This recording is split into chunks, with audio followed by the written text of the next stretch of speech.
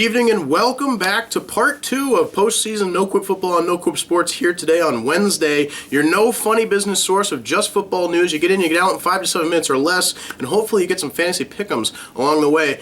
So anyways, folks, let's jump right into it. We're going to have the same exact type of video as the other one with the AFC, except this time we're talking about the NFC. And yes, we are going to call out my mistakes once again. I don't believe that anybody can ever be fully right. Obviously, as I've been telling you since week 10, we've been 78% right here on No Quip Football. So let's jump right into it. In the 3-6 NFC wildcard game, I originally picked Seattle over Detroit, and that was correct. And a big game that was. They actually won 6-26, but we'll get to the recap in just a moment. And also the 4-5 wildcard game, the New York Giants over the Green Bay Packers, that was also incorrect.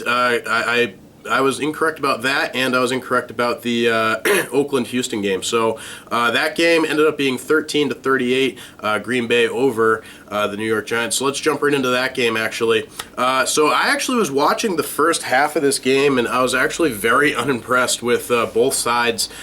Eli Manning actually looked great. However, his receivers, and specifically Odell Beckham Jr., had a lot of very, very, very important and terrible, terrible drops on the day that normally wouldn't happen.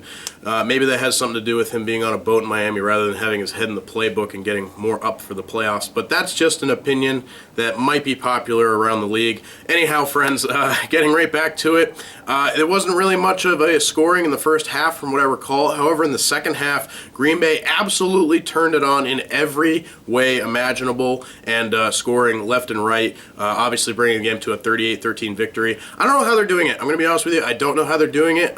They have no running backs. Christian Michael is a kind of a failed experiment after having such a good pickup, or at least everybody thought, from the Seattle Seahawks when they dropped him, having Tom Rawls come back.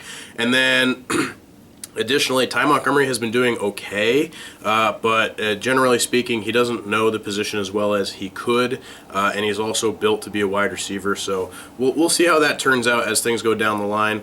Also, additionally, next we have the Seattle game over the Detroit Lions. I'm not surprised by this at all, people. I went into this game saying Seattle cannot give Stafford the chance to be the comeback kid at all, and that's exactly what they did. They went in there and squashed him, only allowing 2 field goals. So I was really impressed by that game. Very, very happy with how that turned out. However, the thing is, the general feeling from the wild card weekend is, it was kind of just a terrible set of games. I mean, you had, well, not terrible because you got to see a lot of exciting stuff still, but, there were a lot of easy games. I mean, Vegas had called 3 games over -5. That shouldn't be happening in the playoffs. So that's just my personal take on it. And then obviously Houston and Oakland, because of Oakland's quarterback situation, was essentially the toilet bowl prior to the Super Bowl. So I've called a couple games this year the toilet bowl, but anyhow. So moving on, folks. So now that we have those updates to who's still in the playoffs, let's do our new playoff picture predictions. So what I think is going to happen, I think Green Bay is going to visit Dallas, and Dallas will win that game. I think they're going to strip them down and show them who really is the boss of the NFC. Seattle, number 3, visiting Atlanta, number 2. I think Atlanta wins this game. I mean, Seattle's going to have a great shot at it, don't get me wrong, but I view Atlanta as like the second tier of those types of teams that are built like the Patriots with very strong offenses and defenses.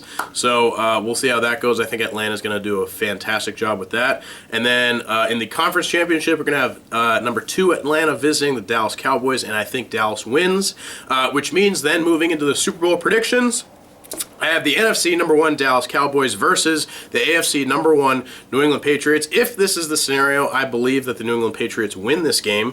And then if anybody else from the AFC shows up, I believe Dallas wins because the AFC is a lot weaker as a whole, in my opinion.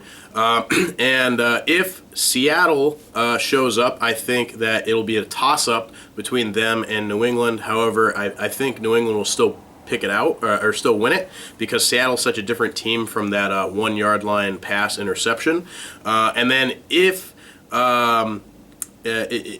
Atlanta or Green Bay is to show up, I think they get demolished by New England. And yes, like I said in the other video, I am picking New England to crush Green Bay, even though they've been white hot. I don't think they'll make it that much farther. But anyhow, folks, while you're all here, don't forget to subscribe to No Quip Sports here on YouTube by clicking that red button down below or the annotation I'm about to put up above.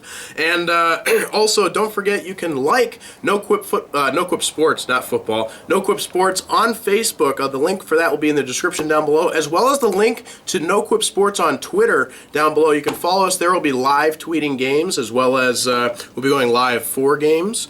Lots of polls out there. And actually, directly following this video and the other video that's going to be posted shortly, you'll be able to go onto the Twitter and vote on all those games. So please go check out those polls. It'll be a lot of fun.